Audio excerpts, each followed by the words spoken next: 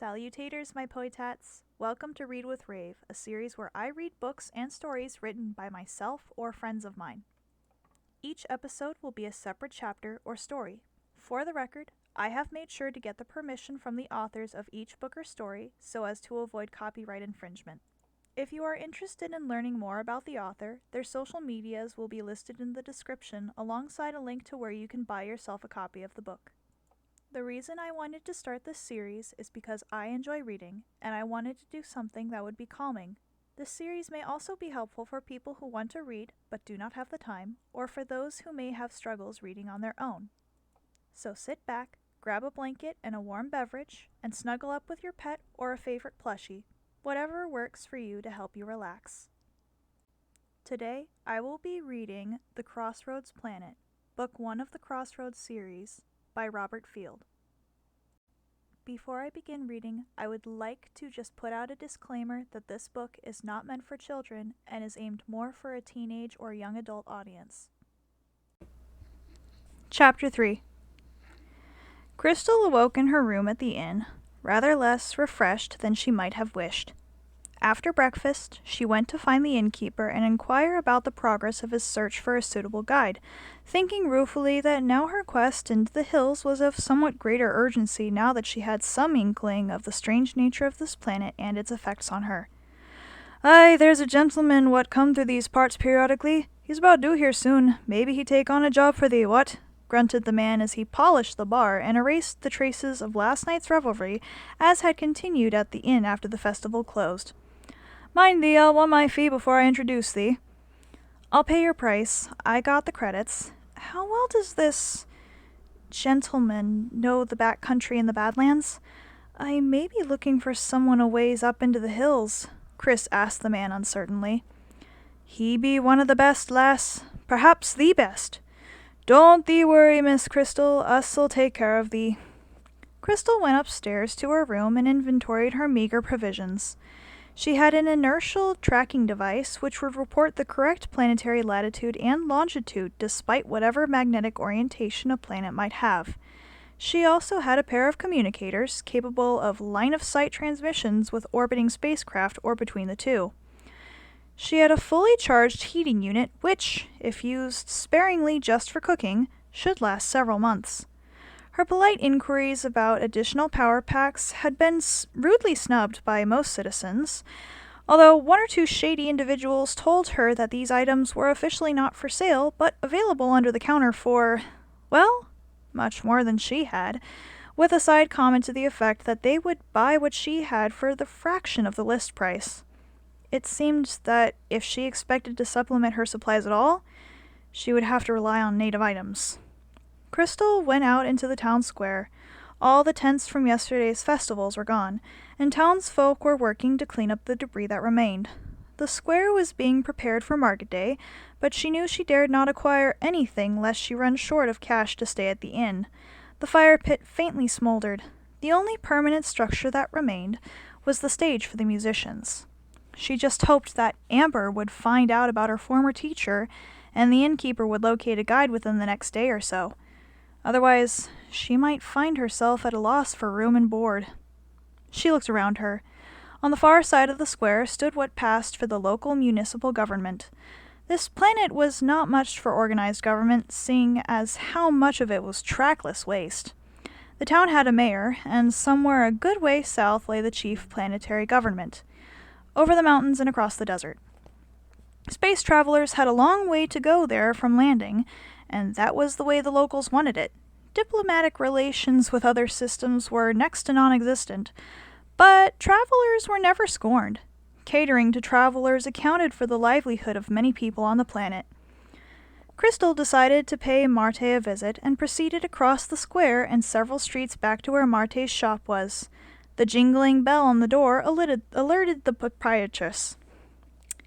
"Feeling better, dearie?" Marte burbled cheerfully. "As well they ought. The magics be most concentrated at festival time, when the magi and the witch women be summoning the spirit winds. Fear thee not, Amber'll find someone as may help thee. The mistress she have ways of finding folk. Has thee a guide for the Badlands? Happen thee'll need one." The bartender promised that a certain gentleman would be paying his respects to your town, and might be willing to undertake such a trek. Ah, if that be the fellow I'm thinking, he'll be able to do the job. Best to watch him, though. He doesn't ken the understands. And, on that account, he don't take so well to them as has witch powers. Mayhap thee with thy underdeveloped skill may not set him off. Still, Amber'll want to teach thee a thing or two before thee goes. Can thee stay a 7 night longer? I fear not, Marte. 2 nights longer and room and board are going to become a problem. Dearie, dearie! Exclaimed Marte. I did not know. But fear thee not. Thee need not stay at the inn. The Dead Horse be no place for thee, really. A place for thee can be found. After all, thee has great power, and when thee has been trained, may do aught to help folk here. We help thee for our own benefit. It all sounds so incredible. Really, it's all very confusing. Slow down. What have I got? Why do I want to train? And what skills can I learn? Well, they can't go off planet for a 6 month, and to live here needs must develop what these got, else suffer insanity. Normally folk can spend a month or 2 here, even with the ken, but these got a very strong talent. That is good and that is bad. Good, as thee will have much power, but bad in that while unskilled, thee'll do thyself more harm than good. Go see Amber, she can tell thee better than myself. I am just a shopkeeper next to her. My skills be minor indeed.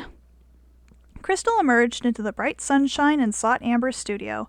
She arrived to be greeted by an unfamiliar face, evidently an assistant or associate. What may I do for thee, miss? Is thee here to see Mistress Amber? The mistress do be in consultation just now. Perhaps an appointment for later. The mistress told me to find her here. Can you tell her I am waiting? I am Crystal. I will pass the word along. And with that the girl turned and pushed through the curtains leading to an inner room. Several moments later she emerged from another doorway. The mistress will see thee shortly. Bide-a-wee. And she sat down to her work. Shortly Amber herself appeared from yet another curtained doorway and beckoned to Crystal. She followed Amber into an office, which was cozy and well appointed. I presume Marte has sent thee. Ever a head on that woman's shoulders? Yes. Must needs teach thee, aught ere thee leaves for the back country. I cannot teach thee as much as my mentor did me, yet I will teach thee thing or two to keep thee sane and in one piece until thee reaches old Mother Wisdom, as she's known. The years do not take a toll on her, neither me either, and mayhap thee guessed. It's one thing thee'll certainly learn if thee wishes. However, there's a price to be paid. Well, we may as well get started. Come with me. Amber led the way into a further chamber in her suite. You must have a simply enormous place here, Mistress Amber, exclaimed Crystal, amazed. The woman paused and turned. It do seem that way, no? Well, my tutor helped me set this place up. Much of the spirit winds did we collect and expand. 'Tis a queer place I've got here, thee'll no doubt be thinking. Some of this place is really smaller than it looks, and other parts of it be far away from the town. It's all drawn together by well-worked magics. It also helps me to get around. Now, for example, take this place I'm taking thee to. It be miles from town and deep under rock. 'Tis a good place to be practicing magic. A strong spirit wind runs through this place, and thee cannot do much harm if thee slips up. So, saying, she turned and walked down the passage. Crystal followed, noticing that while the passage seemed long enough, it felt like she was going much faster down a much longer corridor. Shortly they emerged into a large domed room. Around the edges of the chamber, numerous shelves held all manner of strange paraphernalia. The center of the room was a vast open space with a floor of oft-scrubbed bare rock. At the center of the room was a squat stone tower with a wooden door in the side of it. Amber turned and closed the door to the passage, barring and locking it securely. Nobody be roaming my back passages, but best not to take any chances. Also, sometimes things show up here as one would not like to escape into town. Amber led the way to the tower and opened the door. Leading the way inside, she shut the door behind them. I don't know about you, dearie, but while all this vast space is needful, I don't like staring at it all the time. Hence this little den here. Amber waved her hand absent-mindedly at the small niche in the stone wall, and magic flames sprang up. It do get a mite chilly in here oft times. Crystal looked around. It had the same air as Amber's office back in town, but with a more restful feel, as if one could let one's hair down here, private and undisturbed. Crystal sat in one of the overstuffed chairs, looking around at the shelves of books and small objects. I spent many an hour here away from town. Town's nice, but so many people sometimes confuse the spirit forces. Here it be calm and collected. Now, I suppose these got many questions to ask, but just let me try to explain in my own way what these up against. Sounds like these burnt thy bridges, but good running away from thy parents as thee did. Selfish of me to suppose that thee might do this world a bit of good, but something good may come of thy situation yet. I must needs explain. All is not well on this world. We have a precious commodity on this world in the form of the spirit winds. Not many planets can claim any as strong as ours. Most worlds, they are too weak for the average person to notice, and for even the moderately advanced magi to effectively use. Some of these worlds may have had spirit winds in the distant past, but now all they have is fairy tales and folklore. This planet, on the other hand, has shown a distinct increase in the winds within the last century. The spirit winds affect all people's minds one way or another. Evil be on the rise. Small strongholds be appearing in the wastelands led by petty tyrants. They raise a fort and a militia and terrorize the countryside. Black magics be on their side, and I think that there be some ruling force controlling them all, most likely through magics. Mostly, I can read the currents in the spirit winds and detect the ripples made by magic use, but this dark power be very strong and very crafty. Many of us have tried and failed to penetrate the dark mists that disguise its location.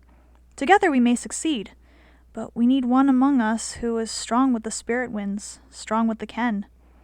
Crystal last broke from her thoughtful silence. You're saying that my as yet untrained powers added to yours and others might turn the tide? Aye, my tutor be getting on and her powers be waning. I'm no spring chicken myself, despite my altered appearance.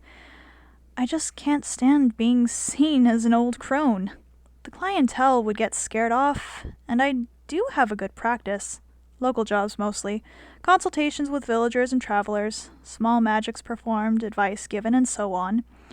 Half of it isn't really magics. I think they just come for the comfort and understanding. Sometimes a trivial piece of magic plus a lot of advice really helps the custom more than any great sorcery.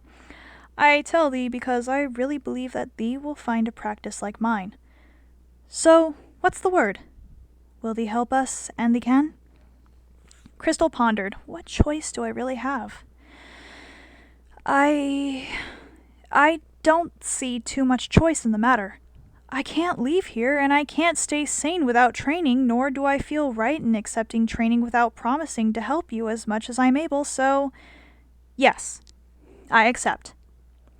Now, don't get us wrong, my dear. I am speaking of the healers' circle, who have been seeking a new magia to add to their number. I am one of higher office in the circle, and charged with locating one such. I had all but concluded that all was lost. Then thee showed up providently on our doorstep, as thee might say. I mean no coercion. No one in the circle does. Cannot force thee. All the same, thy fate does seem somewhat predetermined at this hour. Thee has much say in thy part of the affairs. Feel not coerced into any one action simply because we recommend it. Does thee agree? Yes, you are very clear, Crystal nodded. Then we accept your help, and will offer you such training as will make you truly useful. I will get thee started, but I fear I cannot get far, and must send thee to my teacher for advanced lessons. She be getting on, and well past her prime, but she knows the lessons like nobody's business. Well, we best start. Follow me. Amber went up some steep stone stairs and disappeared through a trapdoor in the ceiling. Crystal noticed that the magic flames sputtered and died with no further attention from Amber. They emerged in another room filled with more odd paraphernalia. The stair continued on up, coming out through another trapdoor onto the roof of the tower. A low stone parapet surrounded the top, and in the center of the roof a stout oaken work table sat. It bore signs of extensive use, corrosive chemicals, and simple wear and tear. Yes, this be where I do my major spell casting. I will do no such today, but this chamber has its uses. Now, child, needs must I tell thee aught about the world of magic. Thee has perhaps heard tell of magic, mayhap from other world legend or folk tales. Well now, let me tell that more than half of what folk call magic is simply knowledge of the properties of herbs or an understanding of the way the human body works. Of course, on this planet that might possibly stretch to real magic, since there do be magic plants here. However, what magic really is, though, is the ability to draw on the power of the spirit winds and bend them to thy bidding. Traditional definitions of spells include one or more components, which were categorized as somatic gesture, material, or utterance. Somatic refers to the body, generally to the energy stored there, which is trapped to facilitate the spell, or a special ability of the body which is necessary to complete the spell. Gesture refers to some motion of arms, legs, facial expressions, or contortion of the entire body. Material refers to the physical substances which are consumed as part of completing a spell. Utterance refers to the incantations or other sounds necessary to complete a spell. Now, unless thee be performing for an audience and wishes to lend some flair to thy performance, the gesture or utterance is not necessary unless it helps thee to concentrate. Some folk learned the gestures along with the spells from teachers who did not know better, and now cannot perform the spells without them. Spells need not draw energy from the body. Instead, tap into the spirit winds. They will provide all the energy thee needs. Thee can even store a ready supply in anticipation of a great need. Material components are generally optional. Most often they are used for dramatic effect, such as smoke and explosions, which have no real bearing on the actual spell. Occasionally a material is required to facilitate the spell, but such occasions are rare indeed. So basically thee has raw power in form of spirit winds which thee channels and controls. In fact, most magic be a mental exercise. If thee can imagine it, often thee is halfway to doing it. So sit with me on this pad over here, and let's begin. I will facilitate thy senses initially, so thee can learn to perceive the power that is around thee all the time. Later, thee will be able to perceive it on thy own. Relax, close thy eyes, and tell me what thee sees.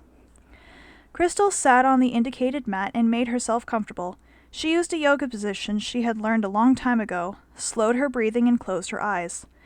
Amber must have been doing what she said, for almost immediately her mind's eye was assaulted by a blinding, swirling melange of colors. She gasped involuntarily, and then it began to stabilize somewhat, and she could perceive individual filaments of color, seemingly woven into a vast tapestry, yet constantly moving and shifting. "Does thee see the colors yet, Crystal?" asked Amber. "Yes, mistress," Crystal replied. "It's quite clear now, but it won't stop moving." "That is because no one is accessing these threads of power now. Watch as I divert some of the power into myself." Indeed, something happened to the colored ropes of light. Several of them coalesced into a point that seemed to be located approximately where Amber was seated. These lines ceased to shift about, but writhed in place. A space about the focus became cleared of shifting lines, with half a dozen lines being drawn in from a swirling cloud that surrounded them. Suddenly the writhing lines detached themselves from the center and were sucked back into the cloud, which then gradually closed in to swallow up the void which had surrounded the focal point. "Open thine eyes, child." Crystal did so, noticing that nothing appeared to have changed in their physical surrounds. "What I did just then was grab 3 lines and pull them into myself. Now listen carefully. Each line contains an ethereal substance which travels in one direction only. After thee has attached a line to yourself, nothing happens except that the power is now channeled through thee, going in one line and out the other. Thee cannot make use of the power in this mode, but it is a useful exercise, also the critical first step to the vast majority of magical procedures. Now, child, close thine eyes again. This time, though, pretend thee's reaching out with an imaginary hand to take hold of one of the lines, then clasp it to thy chest. More than that, imagine that thee's pulling it right within thy heart. Crystal closed her eyes, and the whirling lines reappeared. She was able to make sense of the chaotic cloud that much quicker. As instructed, she reached an imaginary hand to one of the lines. The first several lines she reached for slithered out of her grasp, but finally she was able to get a firm grip on one despite its writhing. Grasping it firmly, she noticed with dismay that one side of her imaginary fist, the line began to swell up as the magic energies accumulated because they could not get past the constriction. Nay, less, that will be a ladder exercise. Let up on it. Let the energies flow as they will. Amber's voice intruded into her vision. Crystal relaxed her grip slightly, and the pent-up energies coursed through her grip. Her hand began to tingle slightly. With a concentrated effort, she pulled the filament towards her. Most of her arm was tingling now. Finally, she touched it to her chest and watched it disappear within.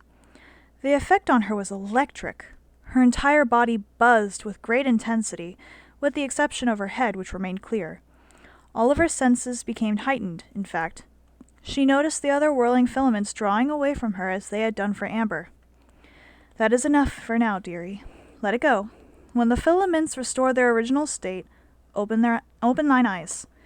Crystal complied. It wasn't until after she opened her eyes that the tingling sensations that she felt with her entire body ceased. Furthermore, her senses had dulled themselves considerably, and her head was beginning to buzz instead. She mentioned these sensations to Amber. Aye, lass, thee will have to practice much to control the effects of the power on thyself. Right now, more energy has coursed through thee than ever before, and it will have its effects. When thee has recovered, we will practice again. Meanwhile, we will go downstairs and rest. Fancy a cup of tea? Crystal smiled. I would at that. So what's next? Practice is next, replied Amber. They'll stick to this exercise until thee can grab a line and pass it through thyself quickly and with no ill effects. Also, I facilitated thee quite a lot. Thee must learn to do it with no assistance from me, and in places where there be lot fewer lines to work with. Amber turned up the magic flames and hung a kettle over them. Fortified by the tea, Crystal sat once more on the mat atop the tower. She closed her eyes. This time, it seemed as if she had to make an effort to focus her mind's eye on the filaments parading around her. The filaments themselves seemed fainter and less distinct. I am not helping thee as much this time. Thee needs to get used to doing this thyself. Now, grab a line as before. The lesson proceeded apace. Thank you for joining today's episode of Read with Rave. I apologize for my stumbling, but I'm working on reading better, so I appreciate your patience. If you liked, please comment down below if you want me to do more of these. Subscribe to my channel if you haven't already, and don't forget to splash the bell icon so you never miss another video, and I will catch you all on the next wave. Bye!